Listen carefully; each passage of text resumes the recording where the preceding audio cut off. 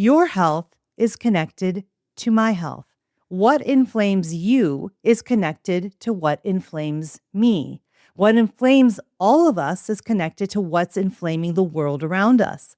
Because we're not separate systems. We are ecosystems.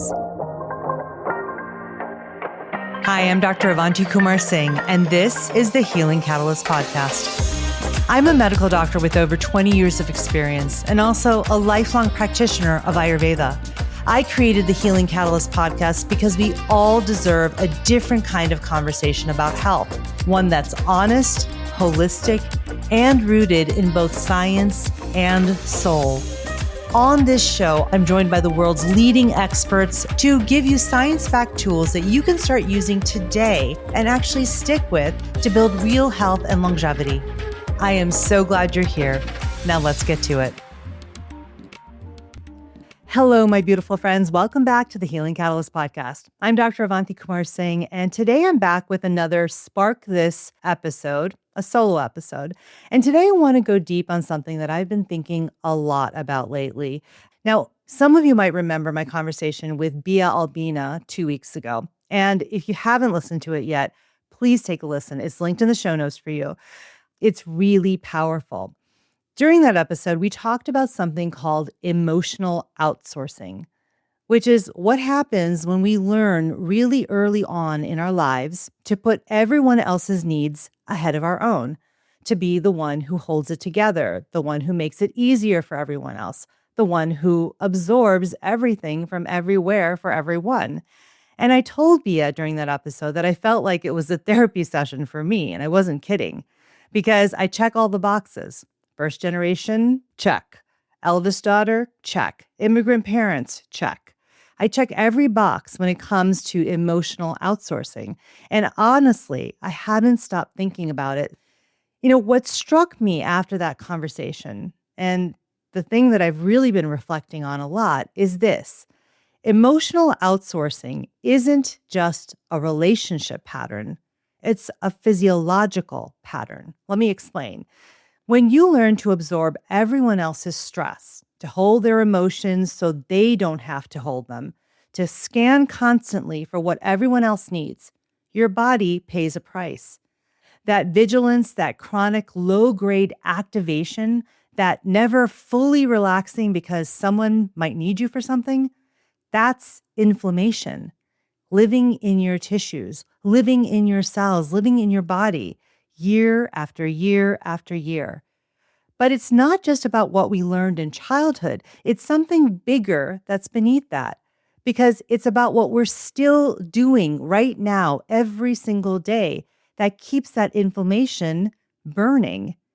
And so here's what I want to share with you today. Something that Ayurveda has always understood, and something that I have seen again and again in my decades of work with patients, and something that I think we really need to talk about right now, in this moment in time, in this world that we're living in. Your health is not separate from mine. I'll say that again. Your health is not separate from mine. We like to think of health as personal, as individual, something that we manage with the right protocols, the right supplements, the right boundaries. And that's true to a certain extent. We think that it's just something that happens inside of our bodies, separate from everyone else's. Again, that is true to some extent, but that's not entirely how it works. That's not the whole story. Your health is connected to my health. Your illness is connected to my illness. Your inflammation is connected to my inflammation. Said another way, what inflames you is connected to what inflames me. What inflames all of us is connected to what's inflaming the world around us. Because we're not separate systems. We are ecosystems that are reliant on each other, on our communities, on our societies, on the world at large. We're ecosystems inside us, between us, and around us. And here's what that means practically for you. Your inflammation has two sources, and you've probably only been addressing one source, the internal one. Right? One source of inflammation is internal. It's related to your hormones, the stored stress, decades of patterns living in your tissues, the biological inflammation that's been building for years and years and years.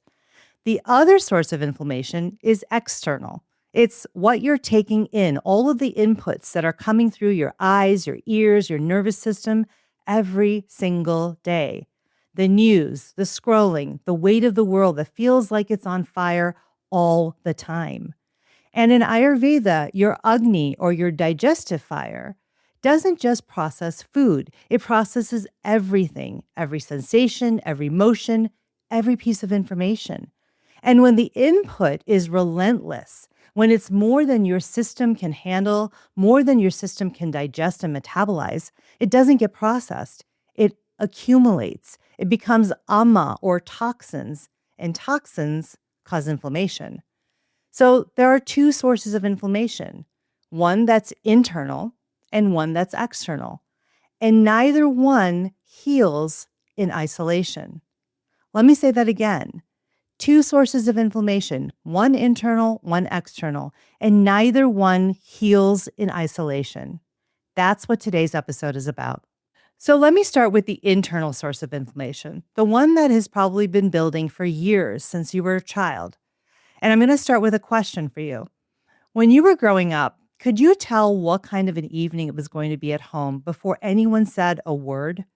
From the sound of the car door shutting, from whether the footsteps coming up the walk were heavy or light, from the way that your mother's shoulders sat when she stirred the pot over dinner, or from the half-second pause before your father answered a question. You knew before anyone spoke, before you could have consciously registered anything. And there's science behind this. Your nervous system takes in about 11 million bits of information per second. But your conscious mind can only process about 40 to 50 bits per second. That's a big difference. That means that the vast majority of what you're sensing, what you're reading, what you're responding to is happening below your conscious awareness. And there's a term for this that Dr. Stephen Porges, who's the neuroscientist who developed polyvagal theory, calls neuroception. This is the way that your nervous system scans for safety or danger without involving your thinking brain. It's why a baby will coo at a familiar caregiver, but cries when a stranger gets a little too close. This is before the brain has any language or any logic, and the body already knows. And for those of us who grew up always reading the room, our neuroception got really, really good and really sharp. We learned to detect the threat before it arrived. We learned to read micro expressions, the tone shifts, the energy in a room before anyone said anything. Not because we were taught how to do this, but because our safety depended on it. Now, I'm the oldest child of immigrants. My parents came to this country from India with nothing and built a life. And I understood from a very young age what that meant for me. It meant that I didn't get to have problems. I didn't get to need things. Instead, my job was to succeed, to work hard, to not make waves, and to prove that everything that they had sacrificed was worth it. Nobody actually said those words aloud. My parents weren't telling me that every day. They didn't have to. I just absorbed them through the walls, through the energy. And maybe your version looked a little different. Maybe you were the youngest child who learned exactly which joke would diffuse the tension between your parents or between your siblings. Maybe you were the middle child who made yourself so small, so easy that no one had to think about you. Or maybe you're the only child who carried every expectation, every fear, every unlived dream that your parents had. Maybe you were the son who learned that the only acceptable emotion was anger, and so you never showed fear or sadness or any of your needs. Regardless of your version, the pattern is the same. You learned that your safety, not just your worth, your actual safety in the world, came from holding, from absorbing, from making things easier for everyone else. And that pattern is the first source of inflammation. Decades of vigilance, decades of holding, a nervous system that never fully relaxed because someone might need you. That lives in your tissues. And as I said in my book, The Longevity Formula, the issue is in your tissues. And now let me talk about the second source of inflammation, that external source. And here's what I need you to see. The training didn't stop when you grew up. You're still doing it with the entire world. You open your phone to check one thing. 30 minutes later, you've read about 6 different crises, your chest is tight, your jaw's clenched, and you can't remember what you originally opened the phone to do. You know the scrolling is making you feel worse, and you do it anyway. You absorb the headlines the way you absorbed your mother's moods. You carry the weight of the political news the way you once carried the weight of keeping everyone okay around the dinner table. Your nervous system was trained to scan for threats very early on, to take everything in, to be the one who knows what's coming. And now there's a whole world pouring in, and your body doesn't know how to stop. The patterns were formed a long time ago. And so let me name something else. Most of us know, again, that the scrolling is hurting us. We feel it, the tightness, the dread, the way that we feel a lot worse after we scroll, not better. And we do it anyway. And here's the truth. That's not a willpower problem. That's a nervous system problem. The same neuroception that kept you safe as a child, that vigilance, that scanning, that absorbing, is now being hijacked by your phone, by the media. Every headline is a new threat to track. Every notification pulls you back in. And your body, which was trained since childhood to take it all in and solve the problems, doesn't know when to stop. You're not weak for struggling to put down the phone. You're actually doing exactly what you've been trained to do. The problem is the input never ends. And here's what finally stopped me when I connected these pieces. The symptoms of chronic news overconsumption, the tension, the sleep disruption, the racing thoughts, the elevated blood pressure, those are the same symptoms that I hear about constantly in my DMs, in the comments, in every Q&A I do, at every talk that I do, every workshop I hold, every consultation I do with a patient. And for women in midlife especially, they're the same symptoms that we attribute entirely to perimenopause. And we're not wrong. Don't get me wrong. Okay. Perimenopause is doing that. Your body is already working overtime to manage hormonal shifts. Your nervous system is already more sensitive, what Dr. Porges calls neuroception, that's been calibrated towards threat. The threshold for activation is lower. The recovery takes longer. But the scrolling, the media, the external sources of inflammation, all of those inputs are amplifying all of these internal sources of inflammation and all of the internal changes we're experiencing. If you add those hours of threat scanning on top of an already taxed system and wonder why you can't sleep, why your anxiety is through the roof, and why you feel like you're coming undone, well, there it is. You're not coming undone.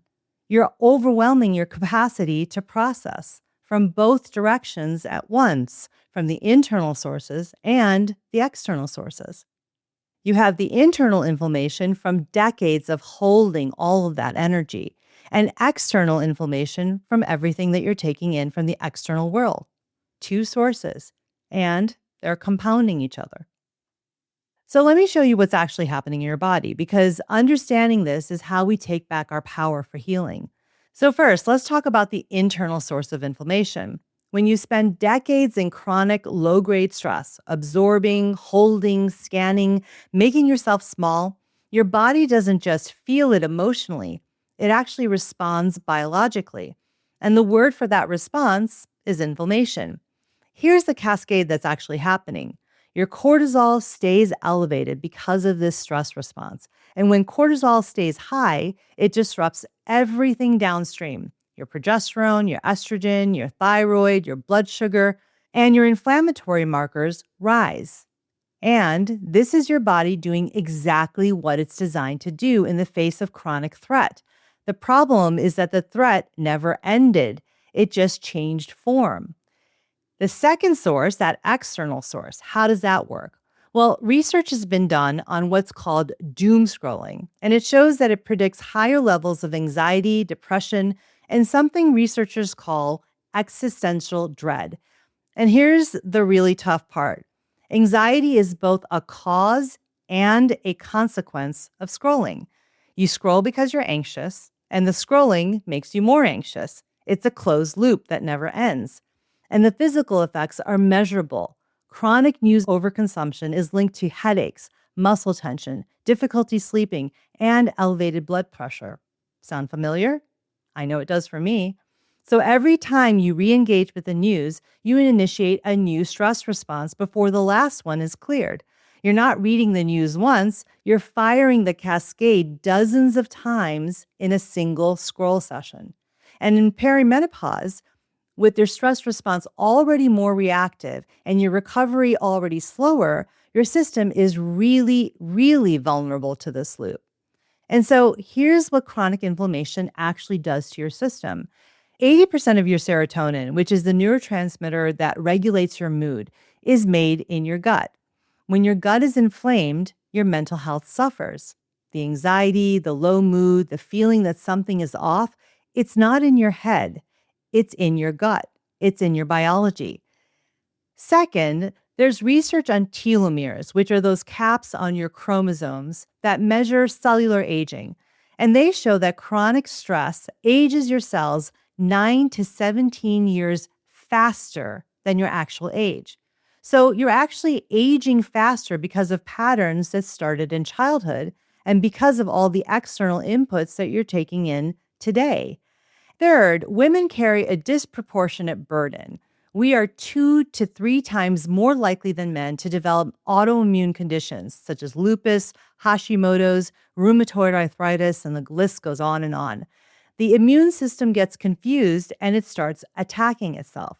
And here's the kicker. When we finally go to the doctor, well, women wait an average of 4 years longer than men for the same diagnosis. We're more likely to be told it's anxiety. We're more likely to be handed antidepressants instead of receiving a full workup. We're more likely to hear, your labs are normal, nothing's wrong with you, when we know in our bodies that something is wrong. And so if you've been dismissed, if you've been told it's stress, it's in your head, it's just perimenopause, that's not a reflection of you. That's a medical system that has historically failed to take women's bodies seriously. And many of you know my story. A few years ago, I was diagnosed with breast cancer. No genetic markers, no family history, nothing that could have predicted it. And I've thought about this a lot, why this happened. And I really believe that 5 decades of being the good daughter lived in my body. 5 decades of absorbing everyone else's issues, of holding, of swallowing what I needed so that everyone else would be okay. 5 decades of inflammation that had nowhere to go. The body keeps score. And I really do believe that what I stored for 50 years eventually demanded to be heard in the form of breast cancer. Now, I'm not telling you this to scare you. I'm telling you this because I wish I had really realized this earlier. I was so busy taking care of everyone else that I never stopped to think about how much inflammation, how much stress, how much anxiety, how much I was holding in my own body. And these are the patterns that we inherit, the roles that we learn, the ways that we abandon ourselves over and over and over, the input that we keep taking in. They don't just affect our mental health, they create inflammation. They live in our tissues and they compound each other again and again. And if we don't address both sources, the external forces and the internal forces of inflammation, our bodies will eventually force the conversation. And here's what I need you to understand. You're not weak. You're adapted. Everything that your body learned, the scanning, the holding, the absorbing, it kept you safe. It helped you survive. Adapting to an unpredictable environment isn't a flaw. It's intelligence. It's a strategy. The work now isn't about fixing yourself. It's about teaching your nervous system that what was true then isn't true now. And it's about protecting your system from inputs that keep re-triggering the old patterns. And here's the part that might surprise you, the part that I really, really want you to hear. Healing yourself is not selfish. It's one of the most important things that you can do for all of us because our health is connected. Our illness, our inflammation is connected. We've been taught that putting ourselves first is indulgent, that rest has to be earned, that the good daughter, the good mother, the good woman, the good son, husband, father keeps holding, keeps doing everything for everyone else, no matter what. But here's what actually happens when you do that. You stay inflamed. Your nervous system stays dysregulated. And dysregulation is contagious. You snap at the people you love. You absorb the anxiety of the world and radiate it back out into the world. You show up depleted, reactive, running on fumes.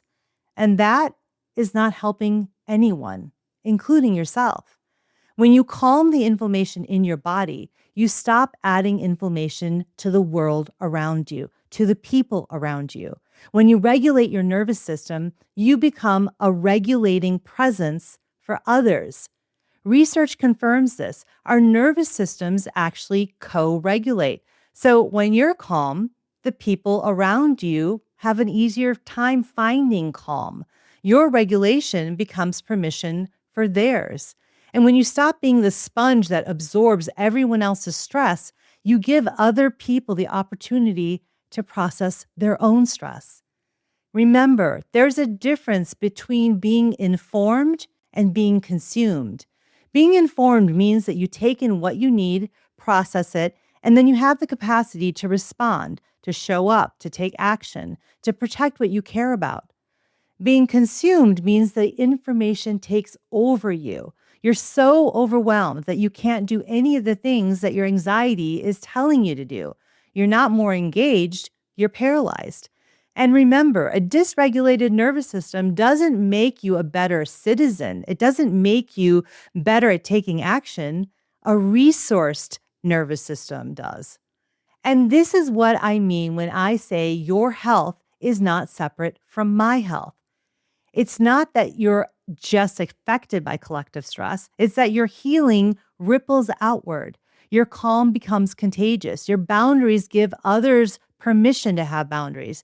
Your rest is an act of service and an act of justice. In Ayurveda, we've always understood this. Health is not individual. It's relational. It's about your relationship with yourself, with others, with nature, with the rhythms of the day and the seasons, because we are ecosystems that interact with each other. And so this isn't self-care. This is shared care because we heal together. That's how it's always been. Your health depends on our health, and our health depends on yours. We don't become sick and inflamed in isolation, and we don't heal in isolation either. So what do we actually do? Well, I want to give you a few specific practices, not vague wellness advice, but actual protocols that you can start using today. We're addressing two sources of inflammation, the internal and the external sources. And so we need to work on both. So here are 5 suggestions for you to try today. Number 1, contain your input. This is not about ignoring the world or disengaging. It's about being strategic with your nervous system. So limit yourself to 1 or 2 news check-ins per day, maybe morning and late afternoon. 15 minutes each, put a timer on, and when the timer goes off, close it down. Not just one more article, just close it down. Remember, no news in the first hour after waking and no news right before you go to bed. Your cortisol actually manually rises in the morning to help you wake up. And if you flood your system with threat, with stress, before that rhythm can settle in, you hijack the entire day. And remember, no news in the last hour before bed. Your 3 a.m. racing thoughts don't actually start at 3 a.m. They start with what you scrolled at 10 p.m. So protect that transition to sleep. Turn off all of your notifications, all of them. Notifications, especially about the news, is just someone else deciding when your stress cascade fires. You should decide when you want to check in, not the algorithm. Okay, number 2, replace, don't just remove. Now, you can't just take away scrolling and leave nothing in its place. Your nervous system will spin, okay? You have to give it something else to think about. So when the urge to scroll hits, You need something else that will feed your senses without triggering that stress cascade. So here are some suggestions. Make some tea and take it slow. Feel the warmth of the cup in your hands. This isn't a small thing. Warmth actually signals safety to your nervous system. You can also call a person, not text them, but call them. Hearing another person's voice activates your social engagement system in ways that a screen or a text can't. Even a 5-minute conversation with someone that makes you feel safe can shift your entire state. Another idea is to walk outside without your phone, just for 10 or 15 minutes. Let your eyes take in your surroundings. Let your nervous system register that the world is bigger than you. Another idea is to journal. Dump that anxiety onto paper. Get it out of your head and stop looping it. Just put it into a notebook and close it. You're not solving anything. You're just externalizing it so it stops spinning in your mind. Okay, number 3, let the stress cycle complete. Now, this is important. The stress response is designed to complete, to discharge. But when we absorb and hold, it never does. It stores. And when we keep scrolling, what we're doing is reactivating the stress cascade before the former one even finished. And so when you notice tension, that your jaw's clenched, your shoulders are up at your ears, your chest is tight, don't try to force yourself to relax. Your muscles don't actually know what that feels like. Instead, try this. Squeeze tighter first, just for a few seconds. Maybe for 5 seconds. You could clench your jaw tighter. You can pull your shoulders all the way up to your ears and hold it, and then release. Your body needs this contrast to remember what letting go really feels like. You could also just shake or dance, literally 30 seconds of shaking your whole body, dancing to some music, your hands, your arms, your legs swinging, everything. Animals do this instinctively after a threat to discharge the energy. We've been socialized out of that as humans, but your body still knows how to do this. So try it. One other idea is this physiological sigh. 2 quick inhales through your nose, sniff, sniff, then 1 long exhale through your mouth. Just try it. Stanford research shows that this can shift your nervous system state in under 60 seconds. Use it when you feel the activation rising. All right, number 4, practice receiving.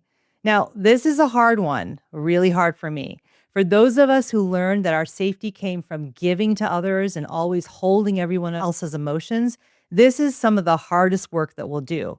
So start small. Accept a compliment without deflecting it. Let someone help you without immediately reciprocating and asking, how can I help you? Ask for what you need without apologizing for having needs. Notice the urge to say, I'm fine, when you're really not. Notice your urge to take care of someone else's feelings before you take care of your own. This isn't indulgence. This is rewiring the patterns. You're teaching your nervous system that you don't have to earn the right to exist and to feel. All right, and step number 5, connect for real, in real life. Not through scrolling, not through texting, real presence with people who make you feel safe. As I said before, our nervous systems know how to co-regulate. So when you're with someone who is calm and present to you, your body will calm down because you're regulating with them. This isn't a metaphor, it's actual physiology. So this week, I want you to commit to having one conversation in real life, in person with someone who is calm and present to you, someone who you trust, someone who doesn't require you to perform or doesn't need anything from you, someone who you can just be with. And one more thing, if you don't know your dosha, your mind-body constitution yet, take our free assessment at myarvasi.com. It's linked in the show notes. It just takes 5 minutes. And here's why you should do it. Because the specific boundaries, the specific replacements, the specific practices that work best for you depend on your constitution. And so while I've given you some really specific things to do, I can make them even more specific to your constitution. Because what calms one nervous system overstimulates another nervous system. Because this is really personalized medicine we're talking about. It's what we do. All right, I've covered so much in this episode, but here's what I really want you to take with you. You don't have to earn the right to rest. You don't have to keep holding the weight of the world just because you learned to carry it when you were a child. The patterns that kept you safe as a child are the same patterns that are causing inflammation and illness in you now. And the input that you absorb every day makes it worse. It compounds it exponentially. So remember, there are two sources of inflammation, and both of them are real. And both are in your power to address.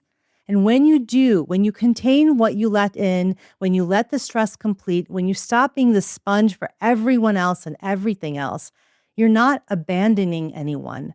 You're healing something bigger than yourself because your nervous system doesn't exist in isolation. Your inflammation doesn't exist in isolation. When you regulate, the people around you have an easier time regulating too. When you heal, you create the conditions for other people to heal because your health depends on our health and our health depends on your health. We're not inflamed in isolation and we don't heal in isolation either. So if this episode helped you see something that you hadn't seen before or maybe that you hadn't considered before, please share it with someone who needs to hear it. Let them know that they're not alone. Let them know that healing is not selfish. It's actually one of the most generous things that they can do. All right, my friends, thank you for being here again with me this week. Remember, healing isn't just possible, it's in your power. Until next time, be well.